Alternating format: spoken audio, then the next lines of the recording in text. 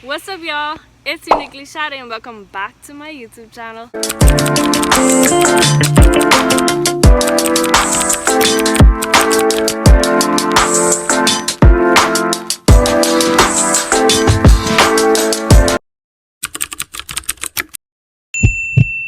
Today I will be giving you guys 10 Netflix movie suggestions that I find most interesting. Before we begin this video, I also did a video giving you guys 10 Netflix series suggestions. So if you haven't watched that yet, go check that out. Also, if you aren't subscribed to my channel already, what are you doing? The first movie suggestion I have for you guys is To All the Boys I've Loved Before, Part 1, 2, and 3. I personally rate this movie a 10 out of 10. As you can tell, this movie is a series with Part 3 being its last. It started off with the main character Laura Jean writing love letters to all of these boys she had crushes on. One night she fell asleep and Kitty, her little sister, found the collection of letters and actually sent them out. The following Monday at school, Laura was confronted by one of the boys that received this letter, and his name was Peter, and causing her to realize that he actually saw the letter caused her to faint. After she woke up, she saw Josh approaching, which was actually another person who received his letter, and at a moment of panic, she actually blew a kiss to Peter, not knowing where that would have led her. The reason she blew the kiss was to throw Josh off. Peter and Laura Jean then started a fake relationship to throw everyone off at school, and towards the end of Part 1, she caught feelings for Peter and didn't know how to tell him, but her little sister Kitty brought her letters that Peter would write when they were in the relationship, and she realized that Peter was in love with her too. At the end of Part 1 of these 3 movies, she was actually confronted by another recipient of the letter, and his name was John Ambrose.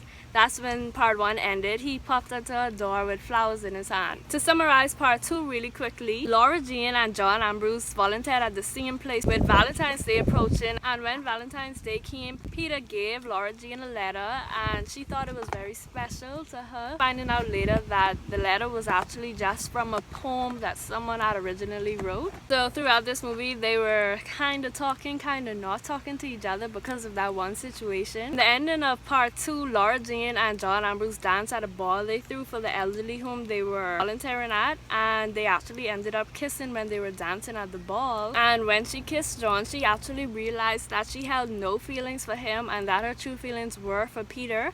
And because of that, she ran outside, not knowing that Peter was outside waiting on her because he remembered that she said she didn't like to drive him in the snow. To end Part 2 of this movie, they actually made up with each other, and she realized that she didn't want a fairy tale relationship with Peter anymore. She was actually happy with the relationship they had. Now in Part 3, when Laura Jean returned home from her trip with her family from China, she was nervously awaiting for the results of her Stanford University application, and she actually applied to that school just because she wanted to be close with Peter, but unfortunately she wasn't accepted into that school. Somehow she miscommunicated the message to Peter saying that she got accepted when actually she was rejected. And on a trip she took to New York City, she actually fell in love with NYU, and that's where she decided to go.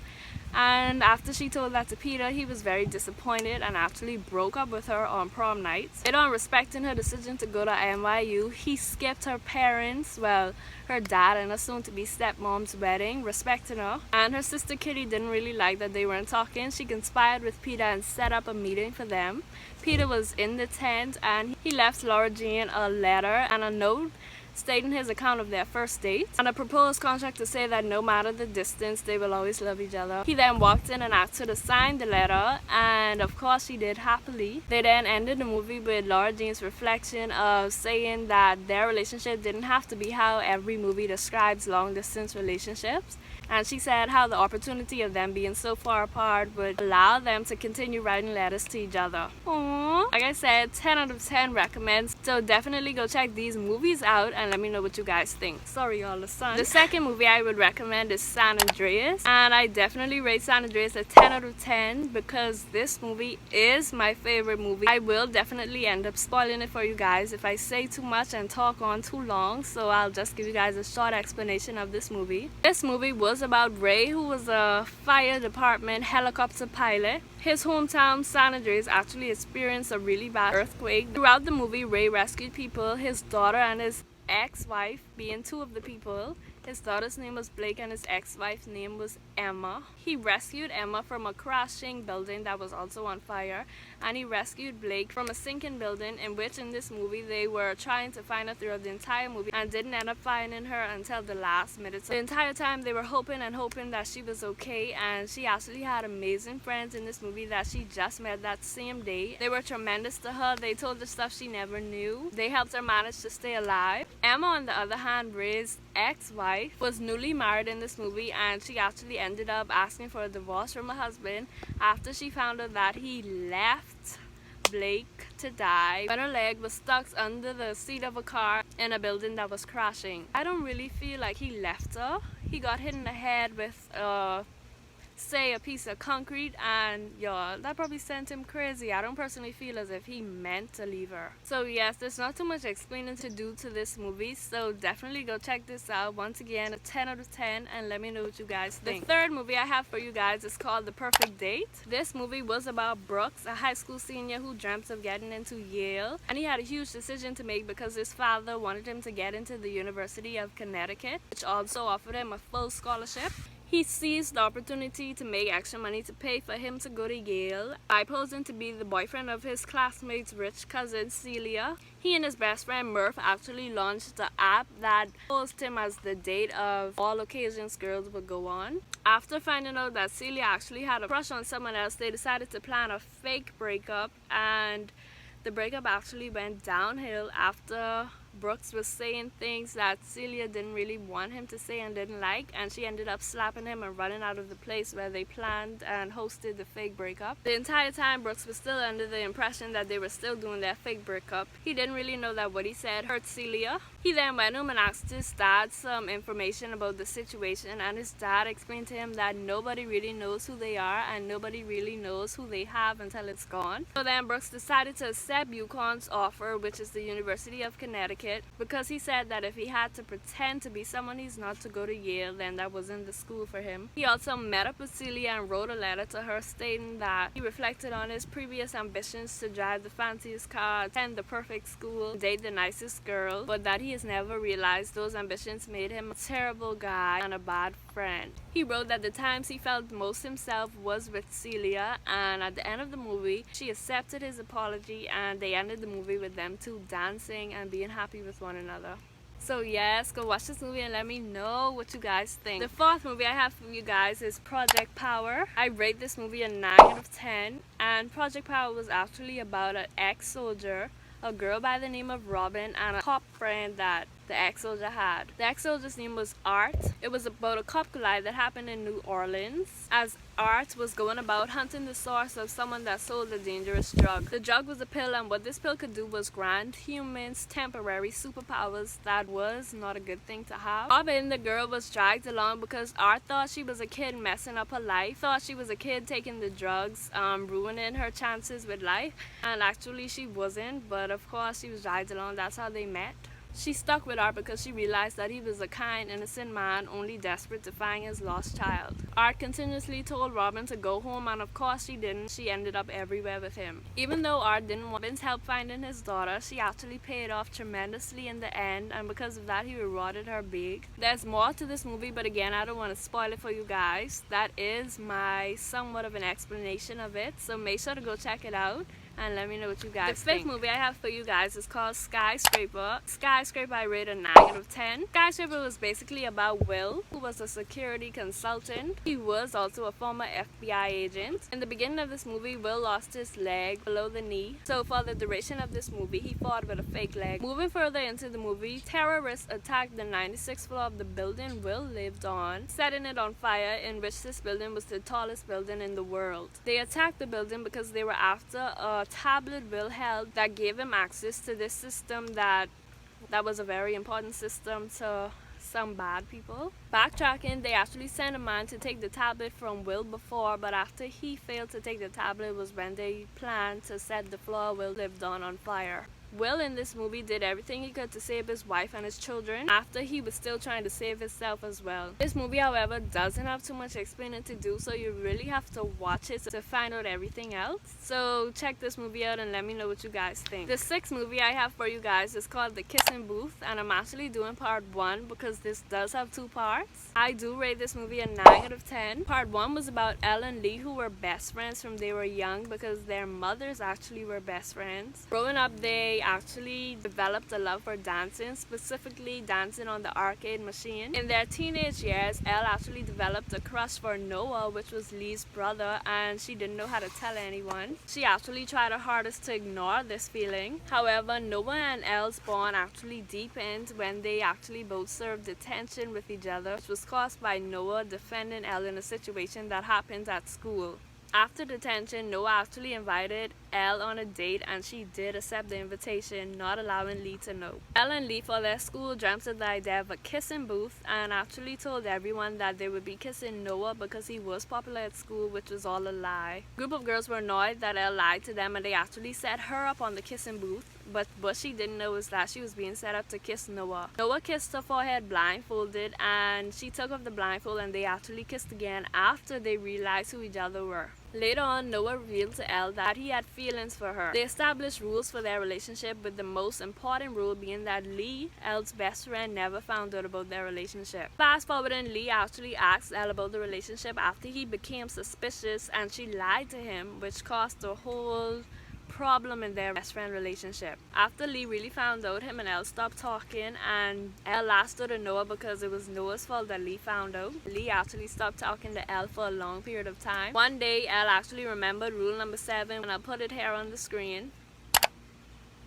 So yes, later on at the arcade, Lee actually forgave Elle, and towards the end of the movie, Noah came up from the back of the kissing booth, and he actually invited Elle to the stage, and he expressed all of his feelings for her and that he truly wanted to be with her in front of everyone. And he also told Lee that he was serious about Elle and that he would take care of her, and Elle actually ran away.